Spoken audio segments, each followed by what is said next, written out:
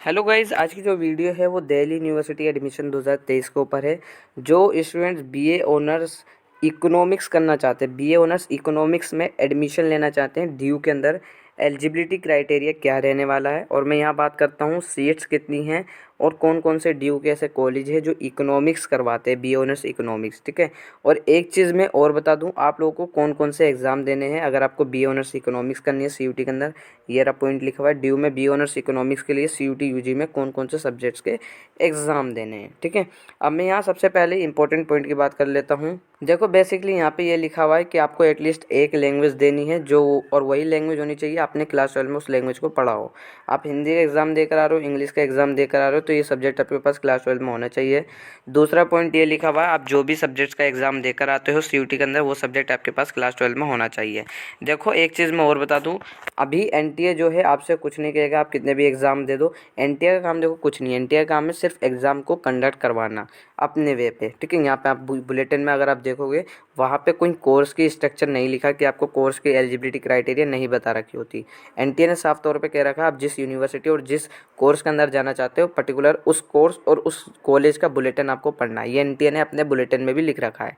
NTA आपको exam देने से नहीं रोकेगा। जब आप ड्यू के अंदर अप्लाई करोगे, मैं एक एग्जांपल देता हूँ, सिर्फ डीयू नहीं, अगर आप बीएचयू में जाना चाहते हो, इलाहाबाद यूनिवर्सिटी या जितनी भी सीयूटी के अंदर पार्टिसिपेटिंग यूनिवर्सिटी हैं सीयूटी में, आप जिस यूनिवर्सिटी में जाते हो तो यहाँ पे रजिस्ट्रेशन आपको दोबारा से करना पड़ता है उसके सेपरेट पोर्टल पर। जब ये कब करना पड़ता है, जब सीयूटी का रिजल्ट आता है।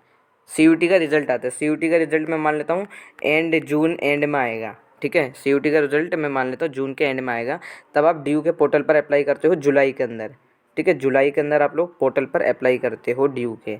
यहाँ पे होगा क्या, बेसिकली ड्यू जो है आपसे फिर ये कहेगा कि आप जैसे गलत एग्ज़ाम देकर आए तो फॉर एग्जांपल आप पॉलिटिकल साइंस का एग्ज़ाम देकर आ गए सीयूटी के अंदर, आपका स्कोर जो है 99 परसेंटाइल आई, 99 परसेंटाइल आई आपकी, ठीक है। सीयूटी के अंदर पोल साइंस में आपने एग्ज़ाम दे दिया। अब जब आप अप्लाई करोगे ड्यू के अंदर, जब जब सीट बांटेगा ड्यू यानी अलॉट करेगा जब ड्यू सीट्स, तब वो इस बिहाफ पे आपका एडमिशन कैंसिल कर देगा। वो कहेगा कि आपके पास क्लास 12 में पॉलिटिकल साइंस नहीं थी तो आप इन एलिजिबल हो। तो ये चीज़ आपको ध्यान में रखनी है, एग्ज़ाम सीयूटी के अंदर सही देकर आओ। यहाँ पे प्रोग्राम स्पेसिफिक एलिजिबिलिटी में तीन चीज़ें हैं, लिस्ट ए है, लिस्ट B1 है और लिस्ट B2 है।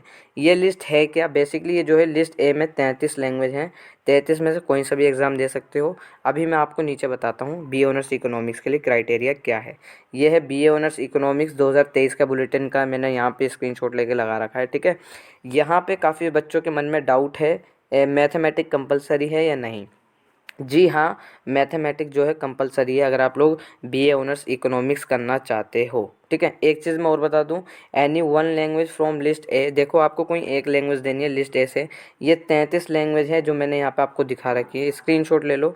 इन 33 में से आपको कोई एक लैंग्वेज देनी है और वो लैंग्वेज आपके ने क्लास 12 में पढ़ी हो। आप लोग उर्दू का एग्ज़ाम देकर आते हो, उर्दू आपके पास क्लास 12 में होनी चाहिए।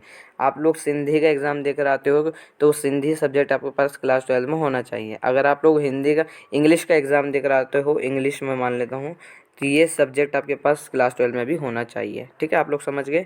अब यहाँ पे दूसरा है, पहला तो एक लैंग्वेज हो गई, दूसरा है मैथमेटिक्स कंपलसरी है। अगर आपके पास मैथमेटिक्स क्लास 12 में नहीं था यानी मैथ सब्जेक्ट नहीं था तो आप अप्लाइड मैथ देकर आ सकते हो सीयूटी के अंदर। लेकिन अगर आपके पास मैथमेटिक्स अप्लाइड मैथमेटिक्स था ही नहीं तो आप लोगों का भाई एडमिशन नहीं होगा बीए ऑनर्स इकोनॉमिक्स में ड्यू के अंदर, ये चीज़ ध्यान रखो।